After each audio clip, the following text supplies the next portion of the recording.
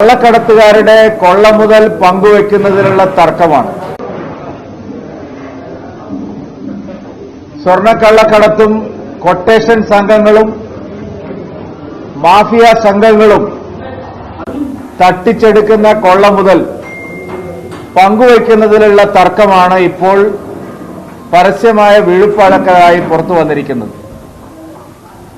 Quotation സംഘങ്ങളും സ്വർണ്ണക്കള്ളക്കടത്തുകാരും തട്ടിക്കുന്ന തൊണ്ടി മുതൽ അതിലെ പോലീസിന്റെ കമ്മീഷനാണ് ഇപ്പോൾ വലിയ വിവാദത്തിലേക്കെല്ലാം വന്നിരിക്കുന്നത്. നേരത്തെ കണ്ണൂർ ജില്ലയിലും നാം ഇത് കണ്ടതാണ്.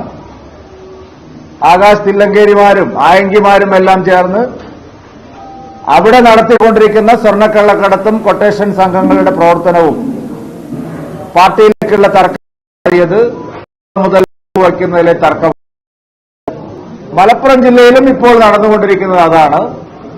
കരിപ്പൂർ വിമാനത്താവളം കേന്ദ്രീകരിച്ചുകൊണ്ട് നടക്കുന്ന സ്വർണ്ണക്കള്ളക്കടത്തും കൊട്ടേഷൻ പരിപാടിയുമെല്ലാം പാർട്ടിക്കാരായിട്ടുള്ള ആളുകളും കൊട്ടേഷൻ സംഘങ്ങളും പോലീസും തമ്മിലുള്ള തർക്കമാണ് യഥാർത്ഥത്തിൽ ഇപ്പോൾ ഇതിനെല്ലാം കാരണമായിരിക്കുന്നത്. പക്ഷെ ഇതിലൂടെയെല്ലാം പുറത്തു വന്നിരിക്കുന്നത് അതീവ ഗൌരവകരമായിട്ടുള്ള നിരവധി പ്രശ്നങ്ങളാണ്. സ്വർണ്ണക്കള്ളക്കടത്തുകാരെ ഒഫീഷ്യലായിട്ട് പോലീസ് സംവിധാനങ്ങൾ സഹായിക്കുന്നു. മുഖ്യമന്ത്രിയുടെ ഓഫീസ് വരെയുള്ള ബന്ധം ഇതിന് സ്ഥിരീകരിക്കപ്പെട്ടു കഴിഞ്ഞിരിക്കുന്നു. ഇപ്പോ ആദ്യ സ്വർണ്ണക്കള്ളക്കടത്തിലെ പ്രതിയെ ബാംഗ്ലൂരിലേക്ക് രക്ഷപ്പെടാൻ സഹായിച്ചത് ഇതേ സംഘങ്ങൾ തന്നെയാണെന്നുള്ള വാർത്ത വന്നിരിക്കുന്നു. ഇതെല്ലാം കാണിക്കുന്നത് സ്വർണ്ണക്കള്ളക്കടത്തുകാരും മറ്റ് കള്ളക്കടത്തുകാരും മാഫിയ സംഘങ്ങളും തമ്മിലുള്ള ബന്ധവും അതിൽ പോലീസിന്റെയും സർക്കാരിന്റെയും ഇടപെടലുമാണ്.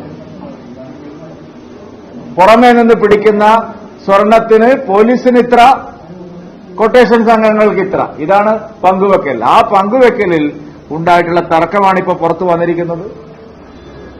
സിപിഐഎമ്മിന്റെ സംസ്ഥാന സെക്രട്ടേറിയറ്റ് വലിയ അവസാനം അൻവർ ആരാണ് എന്നുള്ള ചോദ്യത്തിലേക്ക് വന്നിരിക്കുക. ഗോവിന്ദൻ മാഷയുടെ കണ്ട് ഉറപ്പ് വാങ്ങിയതിനു ശേഷമാണ്, മുഖ്യമന്ത്രിയെ കണ്ടതിന് ശേഷം വീണ്ടും വർദ്ധിത വീര്യത്തോടുകൂടി സിപിഎമ്മിന്റെ എംഎൽഎ പ്രസ്താവന ഇറക്കിയത്. പക്ഷേ ഇന്നലെ സെക്രട്ടേറിയറ്റ് കഴിഞ്ഞപ്പോൾ വീണ്ടും അൻവർ ആരാണ് എന്നുള്ള ചോദ്യത്തിലേക്ക് വന്നിരിക്കുക. ഇതെല്ലാം കാണിക്കുന്നത് പാർട്ടി കാണിച്ച താൽപര്യം, ഈ കാര്യങ്ങളെല്ലാം അന്വേഷിക്കും, ശരിയായ നടപടി ഉണ്ടാവും, വിശദമായി പരിശോധിക്കുമൊക്കെ എന്നൊക്കെ പറഞ്ഞത് വെറും ക്ലീശ ആയിരുന്നു. ഒരു ആത്മാർത്ഥതയും ഇക്കാര്യത്തിലില്ല. യഥാർത്ഥത്തിലുള്ള പ്രശ്നം കൊള്ള മുതൽ പങ്കുവയ്ക്കുന്നതിലുള്ള തർക്കം മാത്രമാണ്.